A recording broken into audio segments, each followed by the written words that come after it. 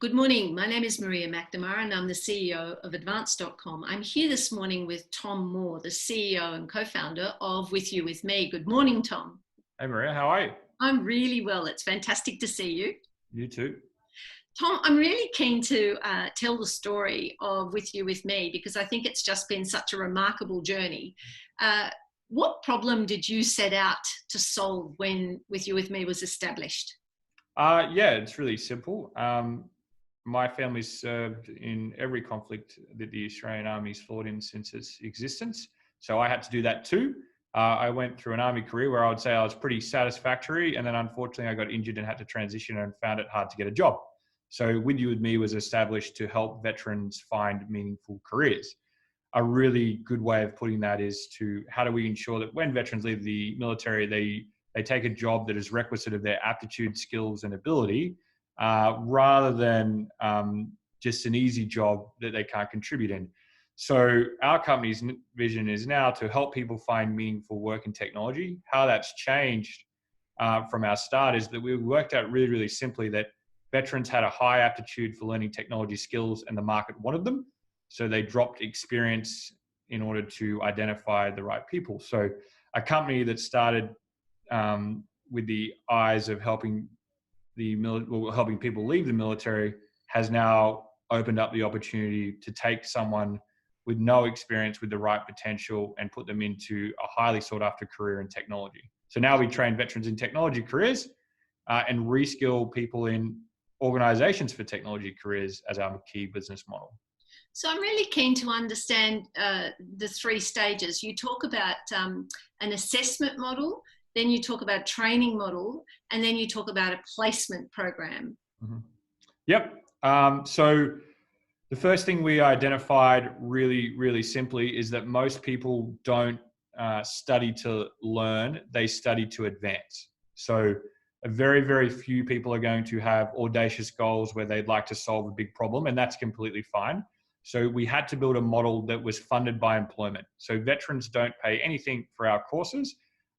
We just get funded by placing them in jobs, and we do that through two ways. So that's a key part. If you have employment at the end of your program, it has a higher rate of success and a higher rate of referral and a higher rate of learning. In order to refine the approach, we started testing people to identify their potential, and that's based off their aptitude and psychometric data. So I am a firm believer in it's not about what you want to do, it's what you're great at.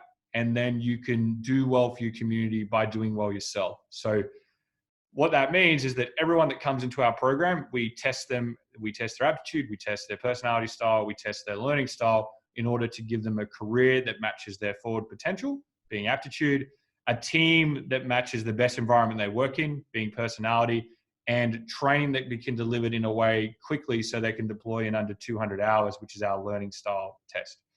Once they've completed those tests, they get allocated out of the 10 careers, we've got generally 3 or 4, and they pick the best one. I think choice is important in what resonates. And then what we do is we train them in 150 hours to 200 hours where they become accredited cybersecurity analysts, data professionals, software developers, and IT specialists. So you've got a full bridge approach to getting someone with the right ability to employability and a job. And that platform worked really, really well for veterans. So about a year ago, we took that 3-step model to industry. And the question they asked us were, how do we build diverse talent pipelines? So how do we target parts of the community that can't access our jobs through the normal sort of education approach? So you can think of people returning to work that are injured, return to work parents, and people that have barriers to entry, such as Indigenous Torres Strait Islanders. And that was the first problem they asked us to solve. The second problem they asked us to solve is our workforce is changing. How do we make them more digital? So how do we use the test, train, and employ model for internal company talent mobility? And over the course of the last year, I think we've started to perfect that approach of testing, upskilling, and reskilling, and bringing pipelines of talent where you look at their potential and skills over their experience and where they're from. And what challenges do you find when you put your veterans into organisations? What do they have to overcome? Having done the assessment, the training and the placement, how quickly are they able to deliver? The first challenge is not just for veterans, but for everyone's confidence that they can do the job. It's a big change to, so for example, most IT training is focused on giving IT professionals more skills. Most IT training isn't focused on building talent in that career. So if you think about business, we're not just training skills, we're training people to do a job. So one of the biggest challenges that we had to overcome was making people think that they can do the job before they start training, so they commit to it. We do that via testing, so we do it by data. Based off people that are great at it, you have some of the same attributes. The second way we do it is a community-based approach to learning. So we train people in teams, we train people in cohorts, and we train people towards an employment outcome, being a career expo where they can meet employers or a job itself. That was a big challenge. The challenges in particular for veterans, though, is that we've found that first, a lot of employers see the value of veterans, but they misconstrue our thoughts. So a lot of people think the military is an authoritarian voice in the room that's confrontational, and that veterans have low emotional intelligence. That's just not true. So people are assessing levels of emotional intelligence as a soft skill when it isn't a soft skill. It's actually a part of your attributes. If you've got higher neuroticism, higher openness to experience, and you're slightly more agreeable, you actually have higher EQ than someone that doesn't have those personality traits, and they're not defined by the army. They're defined by what work environment you're successful in, and that's just a completely misconstrued term. The second thing, they're underestimating that the main job of the Australian Army and the military, and I think that they might have noticed it in the last 3 months, has been capacity building and peacekeeping. So I think the response to bushfires and the current pandemic issue that we're facing is them seeing the military and what it does best, which is engaging communities, resolving a problem that not anyone can solve. So the army or the military will figure out a way of doing it. And honestly, if you don't have EQ to engage people in that type of environment, then you can't succeed. The second challenge is that, and this is a challenge for veterans, and it's quite right by companies, it's not that veterans don't have the understanding of subculture, it's that they've never applied business acumen as a skill. So the way I look at business acumen is one part operational, so how companies work in a production line and understanding why they work in a production line. So looking at a business and going, well, this is what the company's producing, this is how they produce it, and they produce it to make money and save money.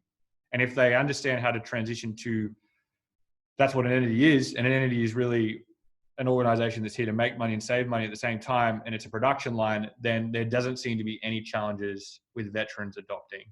So it's quickly overcome by training veterans in business acumen, which I think can be trained because it's a language, not a subculture. And the second thing I would say it's helping companies really understand the difference between aptitude strengths, personality traits, and hard and soft skills, which I think, other than hard versus soft skills, they've got deeply confused. Like, making a decision is not a soft skill. Having verbal reasoning and the ability to conclude and make a statement and take a position is an aptitude strength. The application of running a decision in a business, so running a meeting, so either it's the agile approach or the waterfall approach, or any way of facilitating a discussion that leads to a decision, is a soft skill. So if you take someone with high verbal reasoning and teach them how to run a meeting, they immediately can make a decision, but they've always been great at making a decision in a different context. So for me, overcoming the person's ability to work out they can do a tech career is done by data and a community approach to training. Two, helping companies understand that veterans do have high EQ and are great for a digital workforce as it translates to a data technology organization rather than just an information technology organization is key. So rather than worrying about infrastructure, how we use technology at the employee level successfully every day.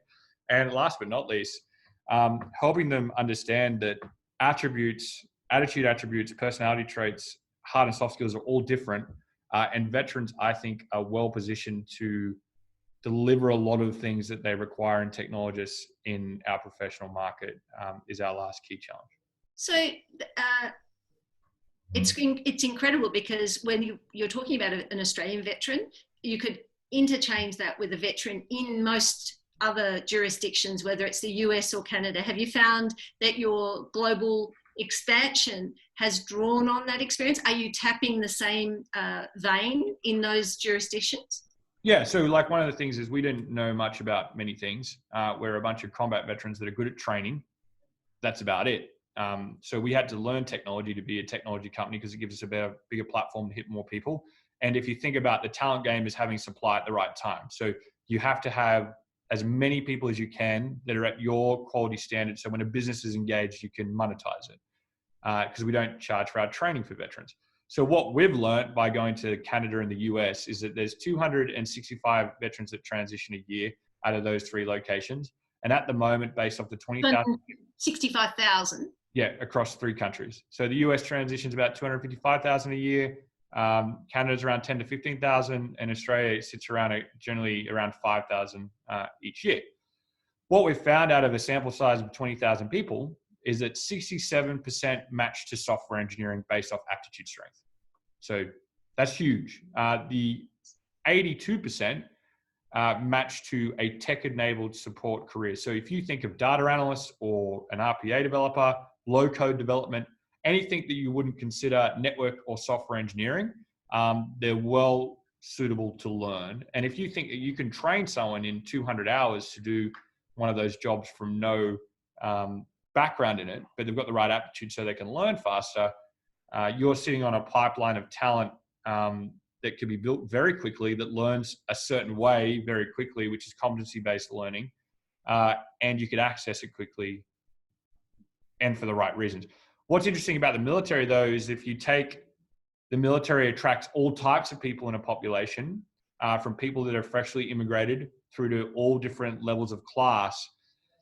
And you look at population, it's generally in Western culture, the military is a reflection of the population. So if you take that there's that many people in the military that can learn these things, I would be pretty safe to say, and granted I'm not a scientist or a researcher, that you could probably put it over industry and it'd be pretty relative. So I reckon there's a huge pipeline of talent of people that are currently not sitting in technology careers that could learn it, like veterans, but might take a little bit longer because the veterans get taught to learn a certain way, which is kinesthetic learning. Yeah. So let's talk about that. We currently are facing into COVID-19, which has put phenomenal stresses on the economy. There were coming into this businesses that were struggling to be able to cope with a global digital economy, and there continue to be. You also had businesses that had raced along and automated a lot of their operation, requiring fewer people. And then you had those businesses that were stuck, those who hadn't yet seen the writing on the wall and were trying to stay with their processes. So the best way to respond to a crisis is in the context of recovery. Taking that as the model, what should organisations, or what could organisations be doing at this time, if they're hibernating or if their staff are on JobKeeper programs in Australia or similar overseas? What can they be doing to make the most of this period of time, given the market will be shifting from under their feet as they return? The simple answer is they could upskill their talent and position them. The best thing, one of our co-founders, Luke, talked about it last week, was we used to engage a lot of companies post-NAB where they try to outlay all their employees, and now they're trying to hire almost the exact same amount back.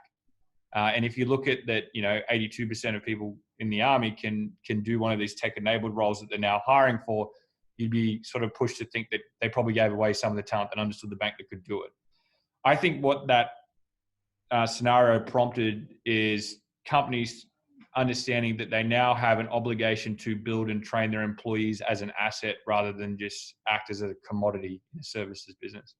So employees are valuable, and the treatment of employees are valuable to their market, I guess, orientation and their ability to maintain it. So the conversation went, well, how do we adopt the future of work in order to have our employees be able to augment the workforce we've got in technology to help us position for success as services businesses? I think that the current scenario is going to force them to act. Right.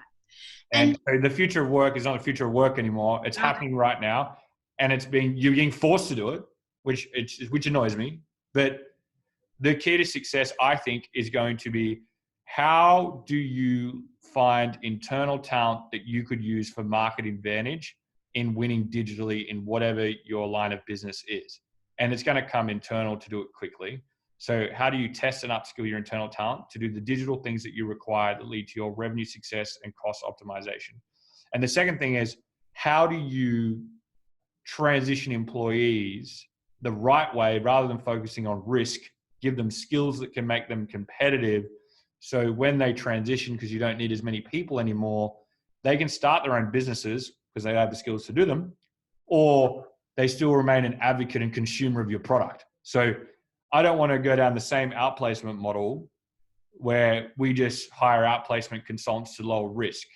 How about we help people get skills that could get them further employment, so they stay an advocate and consumer buyer of your business or an advocate of your brand, and or you might find that you then train them up and they become a supplier in your channel, in your supply chain, to make it work. So the real simple answer is, I think we're getting forced to adopt all the things that we talked about in the future of work right now.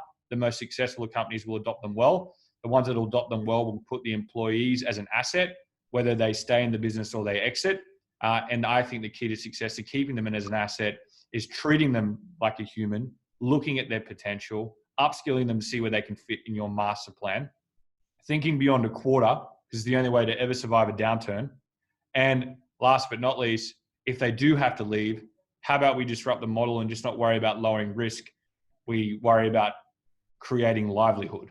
So the same approach that we saw to the bushfires, the same approach that you're seeing with COVID, where people are looking to buy more retail products and grocery products and coffees from their store, even though they can't go out, even though the quality isn't the same, in order to keep our economy and livelihood the way that we'd like. And I think really, really simply, the key to success is providing value as skills, working out where they fit in your business, and working out how they can support and work in your supply chain if they can't, or how to connect them in. One of the unique things that we've seen already is one of the major airlines is working with one of our other customers to transition their engineering talent from the airline into one of our engineering customers.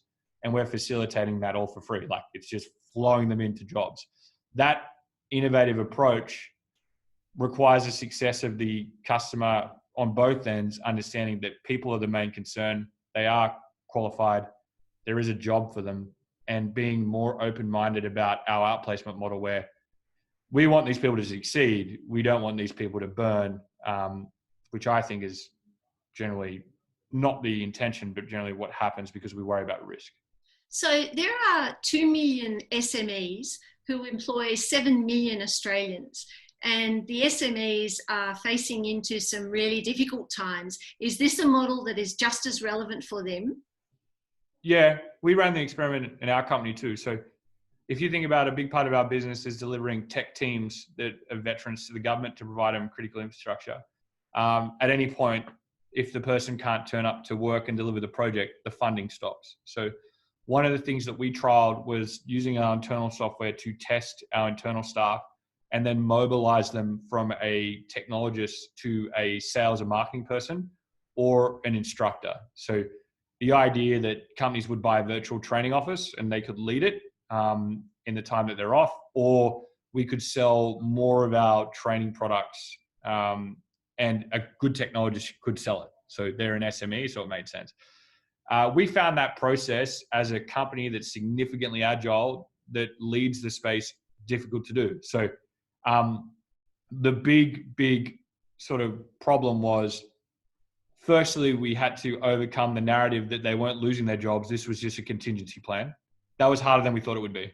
So we had to explain to people in our company that this is a plan B, but we're going to set you up for success so that we could retain talent. What got us through it was having executives also reskill in critical areas.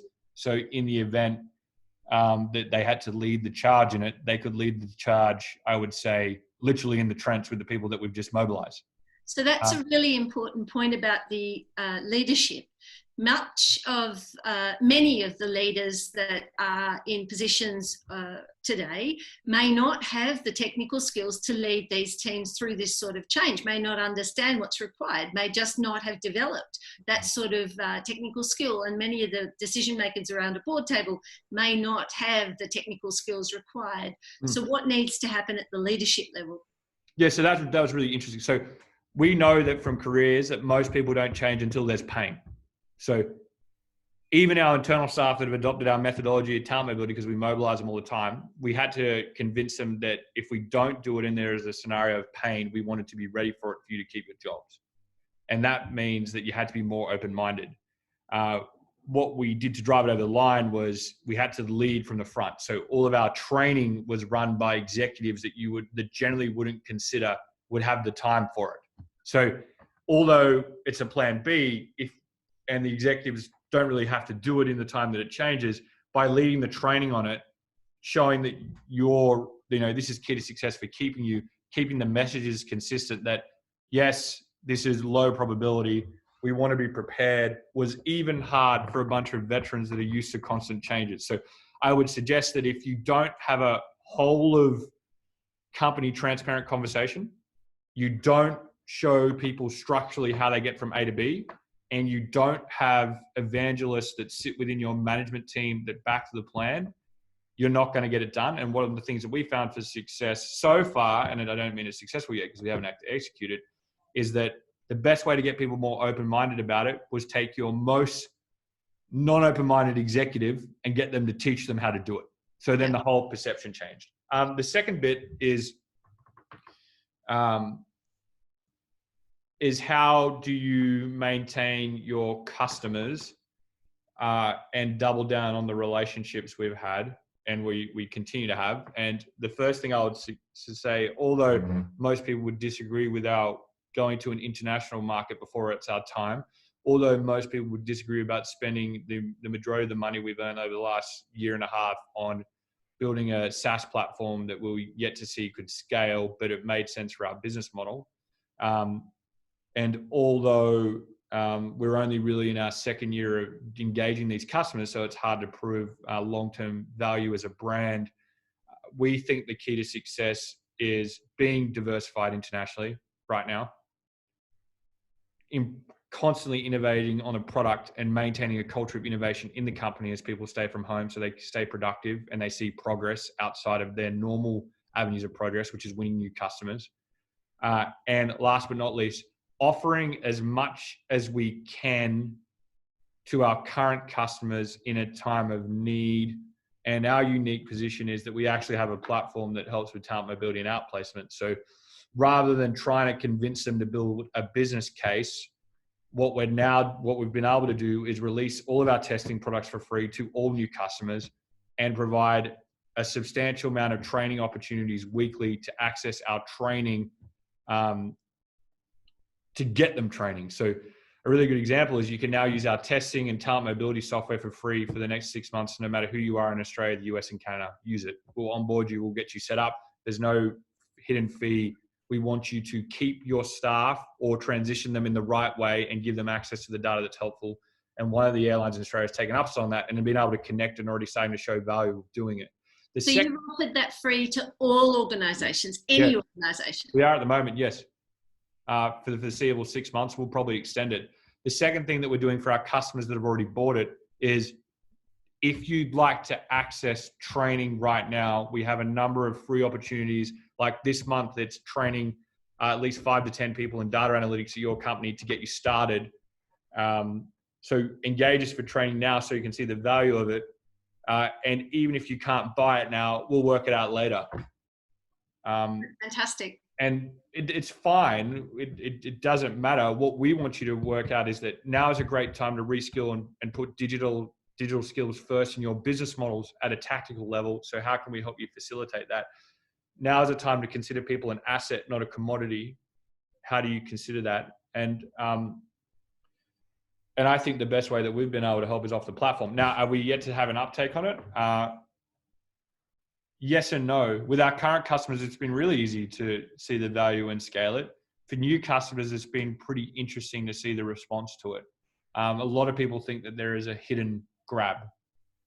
The hidden grab is really simple. I'm testing more people, my data improves, but anyone would know that if they've done the testing, and it's not really a hidden grab because the more people we test, the more we refine our career algorithms, but we provide all of our testing for free to veterans anyway to enhance their outcomes. So I find that pretty unique. I just think that what we've learned out of it is even setting up these programs, companies aren't fast to procure and develop. So I think the most successful ones are, if you take us up on our approach, how can we deliver success quickly to a small amount of people you know in the business that could result from it, rather than trying to do a whole of company rollout, even though the value's there. One of the questions that's often asked is, well, I just don't know what to train in. I don't know what skills a data analyst requires. I have no idea about the jobs of the new economy. So how do you help people understand that? The way you help businesses understand it really quickly is that if they had to make someone redundant that doesn't have requisite skills, it generally costs them about 140 grand for someone with a salary of around $100,000. So they're going to lose a lot of money. Training someone could cost as little as, $1,000 or $5,000 to get them to a deployable standard in a career that they need. So there is a significant cost reduction to maintaining talent, as well as an institutional advantage of keeping it. So that's a really easy conversation. Once you work out how much it costs a business to make someone redundant, they could quite quickly specialize. The biggest challenge with taking someone with no skills is overcome via community-based learning with certification. So they see people that have done the job that they could be like, that's like them, rather than seeing someone that was from an informational technology background that isn't like them. So one thing that we're doing now is working out how to get people with similar personas and similar backgrounds and similar cohorts, and being led by associate instructors that already have jobs that are similar cohorts, and seeing that guides a higher acquisition rate. Okay. The second thing that we've found really useful is engaging their family members at the same time. So we've offered our training for free to veterans and their families to allow the younger people in the family, or the more ambitious people, or it could be less risk adverse, so let's say a teenager, to drive a more positive response on how quick it is to learn a skill. So, when I was a teenager, I thought I was bulletproof and I could learn anything. That mindset is quite unique when you leverage it at home, and it becomes a little bit of a competition. The last thing that we do, which I think is the most important, is just show you the data, right? So one thing that we're really good at was testing, but really bad at explaining your testing results. So we've been able to launch a new course and a training course that helps you understand your testing results, that helps you understand the market opportunity, so how many jobs are available, and last but not least, understand that there is an opportunity. So really, that what's the risk in learning a set of skills that takes a short amount of time that has an employment opportunity at the end of it. And if you've got jobs that are linked to careers, it's easy to lower the risk. So the three problems, So as far as I can tell, what you've done then is, and what you're offering the market at this critical time, is really important, because what you've basically said is stop being afraid. Because what we're doing is we're putting aside what you used to do, and we're looking at what you are capable of doing. So that comes through in your testing. And then what you just mentioned then was really interesting, which says, here is what the data tells us, and this is what it means, and this is where you can apply it. Here are the options available to you. And then it appears from what you've said that you then say to the individual who otherwise is floundering, and here are the jobs. Here are the companies that have the jobs that are available, and here are the teams that you can be part of, and in order to get these jobs. And from what I've heard you say, you can just as easily apply that to military veterans as civilians. And so basically what you've offered, what you seem to be taking to market at the moment, is a transition program for workers that gives them a future, that gives that fills the pipeline of talent, which is an important pillar of any thriving ecosystem, thriving economy, at a time when we need those skills. So the question that then arises is, when you mobilize that sort of those numbers domestically and globally, are there the businesses around? Is there sufficient take-up and is there sufficient understanding by the business owners of the great opportunity that exists? Or is there still a sense of denial associated with, well, actually nothing's going to change? So it's a really good question. There is a significant understanding we've found in the Western militaries because they build capability. They don't worry about headcount. So if the army needs to fight a new war a certain way, it'll go, this is how we fight it. And then the headcount is irrelevant.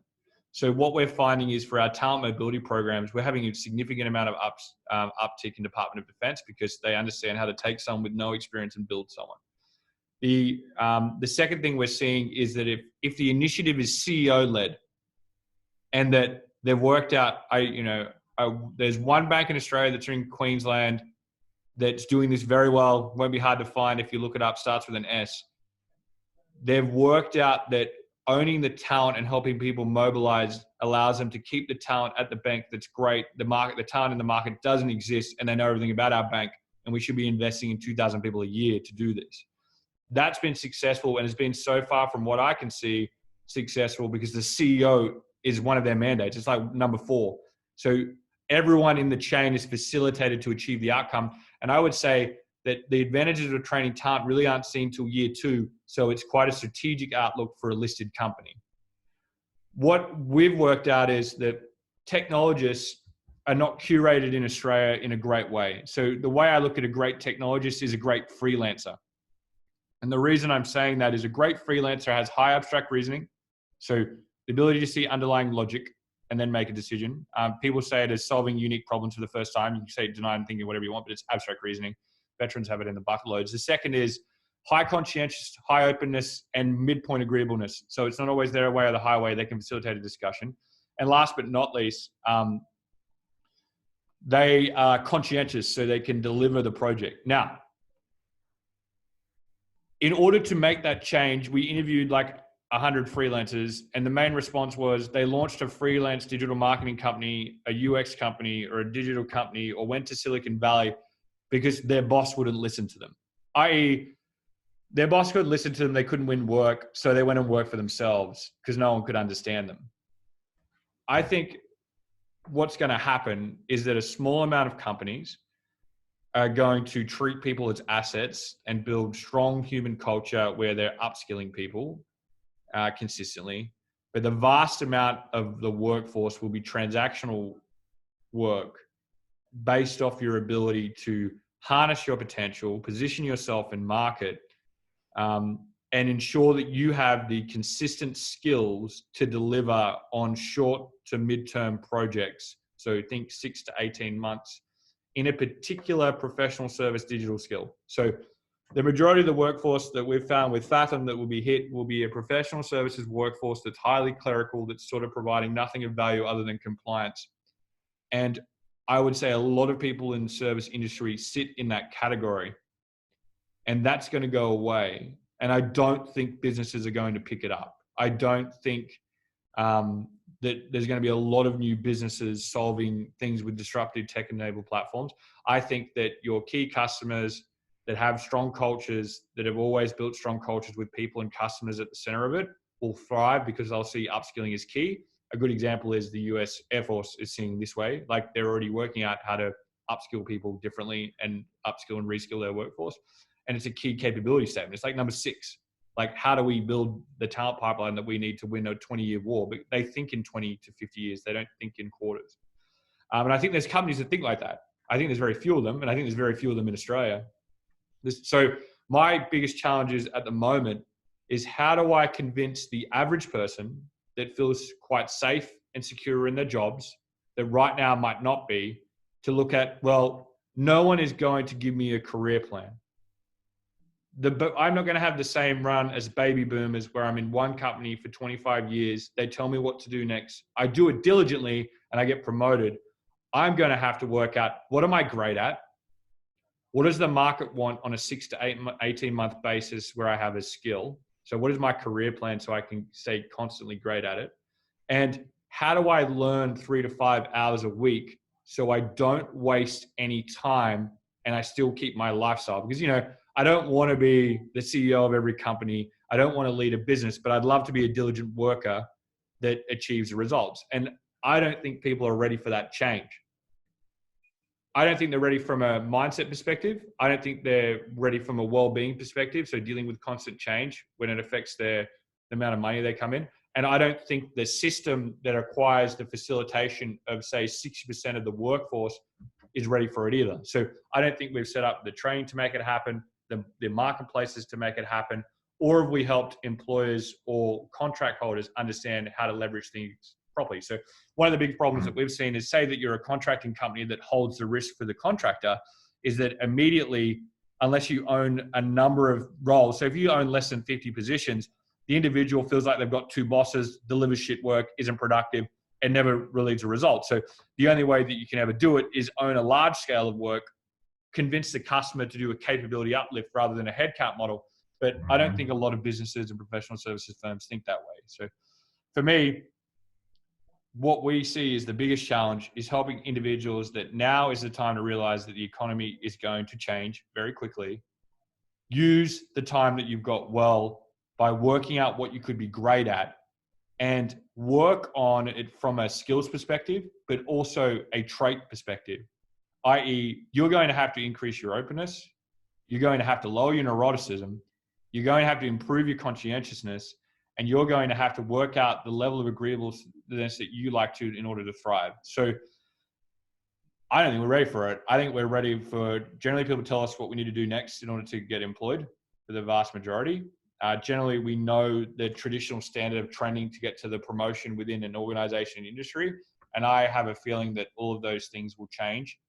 And the normal safety nets that we have for most people in the population aren't there. And I don't think they're being considered properly. I think the government has tried to spend its money in the right areas by, say, using the time to upskill. That's a great idea. But using the time to upskill to make you most employable off what you can be great at and what the market needs is the second layer of that discussion. And I don't think that's been thought out yet, because I think the data's wrong. And I don't think people really understand, if you look at, say, Thatham's model, what really is going to be disrupted and what isn't. And I think most people are just sitting at home, doing the bare minimum to deliver their projects or deliver it well, depending on who they are. But they're not really going on about, well, how do I stay in demand? So the event this happens and the world goes to more transactional for the majority of the professional services work, can I stay constantly employed, improve my salary capacity over time, and do the work that I'm great at? So I think it's looked at as a negative rather than a positive. For me, I learned through all this testing that I'm great at startups. I'm terrible at everything else. I'm great at solving technical problems, but poor at anything else. And I have to keep doing that. Otherwise, I'm not valuable to my business or the businesses that I work for. But a lot of other things I'm going to be bad at. But that means that if I ever transition from this company, I need to be a product manager or run a different business that maybe isn't even anything to do with technology, because maybe I've got that wrong. So tell me a little bit more about the company. How many employees have you got? And I noticed that you've been recognised as the fastest growing in the region. Tell me a little bit more about that. Yeah, so we were quite fortunate to win the Deloitte Fast 500 for tech companies, which is the fastest growing company within the year by revenue. So you can't really lie about it. It's no valuation there. It's all about delivery. First time Australian companies won it in 19 years. Congratulations. Great news. And I guess the important factor is we won it off roughly around 80 full-time employees, with 72% of that workforce being combat veterans that have never done technology or business before. So it's sort of a testament that you can do it, and you can do it quickly. Our company is in Ottawa, DC, and Sydney, and where we're at is I guess a turning point in our company where we either try to solve a really, really, really big disruptive problem, or frankly, we're a little bit too early and we need to build a profitable business, wait it out, and see what happens next. What's been unique is that by going overseas was a risky decision, but the right decision, because it diversified our markets for what we're currently in. Two, investing in technology as a services business was the right decision because it allows us to achieve economies of scale and reach a larger audience because we're a social impact company. So it allows us to deliver on mission. And what will be exciting next is, will people adopt our methodology of testing, upskilling and reskilling and using our platform to do it? Or will we become a fast growing provider of professional talent with a focus on taking people from no experience to their first IT or data technology job?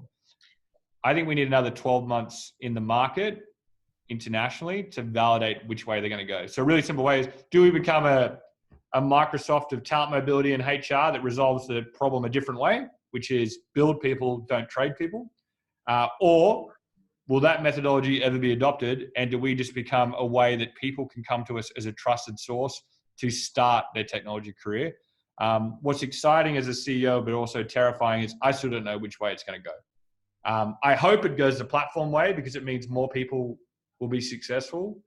But even if it goes the other way, we can still have the change that we want for roughly 10 to 50,000 people a year. And maybe that's just enough to shift how companies think and how people think about careers. Well, congratulations very much. And to all the advanced members around the world, what you have in With You, With Me is a source of talent. So whether you're in Silicon Valley looking for staff, or whether you're in Adelaide growing your digital business, you have trained veterans and trained civilians who are able to, well, Tom can provide you with a platform where you can retrain your own people or hire new ones. And given the war on talent is just about to kick off, now is a fabulous time to engage, to reskill your own people and to find the new talent that you need in order to grow your business. Tom, thank you very much for your time. It's been a pleasure. No, thank you. And I guess I would just add, it is a war. One of our values is be fierce. And, we have a lot more to learn and a lot more to perfect. And we're looking to engage with companies that care about their people first, that work out how to put people into their business model for long-term success, and really, really knocking down the resume and helping people focus on their potential. And that's going to be a long haul fight. And fortunately, we're a bunch of veterans that are used to long drawn out engagements where the person and the human quality we're looking for. So thank you for your time. Fantastic. Thank you.